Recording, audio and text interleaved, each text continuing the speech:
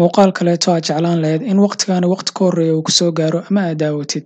Muuqaalkan waxaan rabaa inaan kugula wadaago sidee baa isaga check-in kartaa ama aad ku ogaan kartaa website-ka aad doonayso inaad gudihiisa gashid ee aad wax kala soo degtid ama maybe inaad wax ka akhrisatid sida articles.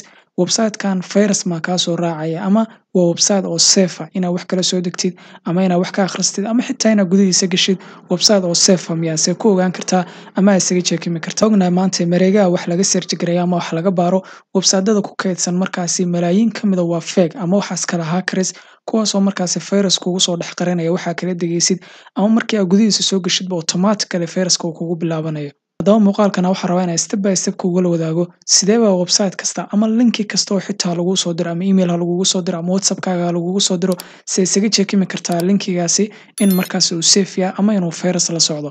Ugu horreyn waxaa imaanaysaa browser-kaaga kadibna waxaa ku qori doontaa scan URL dan waxaad dooran doontaa markaa linkigani ama website-kan scanurl.net. kadib page-kani markaa imaatid halkan marka waxaa laga rabaa website-ka aad doonayso inaad gashid gudihiisa URL-kiisa ama linkigiisa halkaan soo gelin doontaa iyo markaasi nickname-kiisa macnaha waxa waa magaciisa website-kaasi. So hadda waxaanu tagi doonaa bal waynu tijaabin doonaa website-kan get into PC. Linkigiisa waa kana URL-kiisa halkan baa kasoo copy gareysanaynaa. Dan waxaa imaanaynaa halkani waxaana ku dhihi doontaa markaasi meesha URL-ka ayaa wax ku leedahay paste. Mar kaleeto nickname-kiisa ama magaciisa ayaynu soo copy gareysanaynaa waa kana sida halkan kaaga muuqata get into PC. Dan halkan aynu markaasi isagana aynu waxaynu ku leenahay paste. Hoos baa imaanaya kadib halkan waxaa laga rabaa comment yar inaad raacisid why aad u ogaanaysid URL-kan inuu safe yahay ama inuu yacni uu virus la socdo. So halkan mathalan hadda waxaanu ku qori doonaa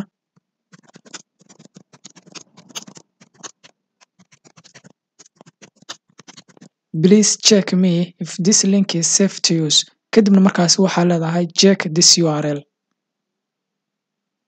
hadda wuu noo baaraa marka wuu noo check gareynayaa halkan hadda imaano waatana marka xogtaadii fiiri waa kana linkigaaga waa la baaray malware scan resultski waa marka halkaan ka arkay recommendationska waa safe sida halkaan ku muuqanaysa TikTok waa lagu saaray yacni that means linkigan ama website-kan get into PC waxa waaye mataqaanaa software kasta waa kala degi kartaa gudihiisa waa geli kartaa wax virus markaasi oo kaa soo raacayana malaha. halkan hadii fiiriso waa kana anaga xogtii aan dalbanay ama aan weydiino commentiga inaan naloo baaro danna waxaa arkaysaa inuu safe yahay website-kan. marka linki kasta sidaas oo kaleeto ama website kasta oo gudihiisa doonaysa inaad gashid ama wax kala soo degtid simple waxa waaye inaad linkigiisa soo qaadatid kadibna website-kan inuu malware la socdo ama uu virus la socdo inaad iska scan gareysid.